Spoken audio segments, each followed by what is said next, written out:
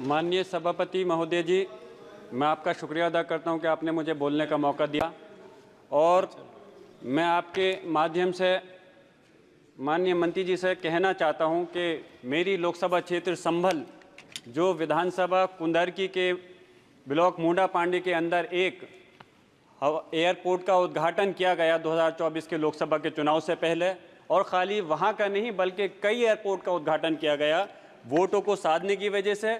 और कई बार डेट पड़ चुकी थी कि अब उद्घाटन हो रहा है, 5-6 डेट पड़ने के बाद में उद्घाटन हुआ, लेकिन अफसोस है 4 महीने हो गए उद्घाटन हुए भी, लेकिन अभी तक वहां से कोई फ्लाइट मुरादाबाद से उड़ करके कहीं नहीं गई है। संभल भी हैंडीक्राफ्ट का एक बहुत बड़ा हब है, वहाँ काम होता है और एक्सपोर्ट होता है। मुरादाबाद से भी पीतल की इतनी बड़ी बस्ती है कि वहाँ से काफ़ी सारा सामान बन करके एक्सपोर्ट होता है, और जिससे कि अगर वहाँ एयरपोर्ट जल्द से जल्द शुरू हो जाता है तो यकीनन वहाँ के हर वर्ग समाज के लोगों को एक बहुत बड़ा बेनिफिट मिलेगा। लेकिन मैं कहना चाहता हूँ आपके माध्यम से कि उसको हवाई नहीं बनाया जाए, जल्द से जल्द वहाँ से फ़्लाइट को शुरू किया जाए। और फ़्लाइट सिर्फ 2-3 जगह नहीं बल्कि इस चीज़ का ध्यान रखें कि संभल और मुरादाबाद के अंदर जिस तरह से एक्सपोर्ट हो रहा है, रेवेन्यू दे रहा है, उस तरह से ज़्यादा जगह को वहाँ से फ़्लाइट की शुरुआत होनी चाहिए। और एक माननीय प्रधानमंत्री जी का नारा था, अभी एक हमारे सहयोगी कह रहे थे कि हवाई चप्पल पहनने वाला भी हवाई यात्रा कर सकेगा। मैं तो ये कहूँगा कि वो हवाई चप्पल यात्रा करने वाला भी नारा हवाई हो गया है। यकीनन इतने महंगे टिकट होने के बाद किस तरह से हमारा कोई व्यक्ति नागरिक सफ़र कर सकता है।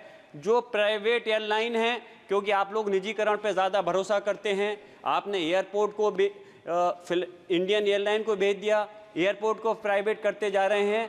तो जो प्राइवेट कंपनियां हैं वो मनमर्जी मुताबिक 2 गुने 3 गुने 4 गुने अपने किराया कर देती हैं, तो आम आदमी आसानी से उसको अपना भुगतान नहीं कर सकता। और फिर अगर किसी वजह से टिकट को कैंसिल करना चाहता है तो नामचार का पैसा वापस मिलता है। तो इसलिए मेरी गुजारिश है, एक पॉलिसी ऐसी बननी चाहिए जिससे कि इन लोगों की मनमर्जी नहीं चलनी चाहिए।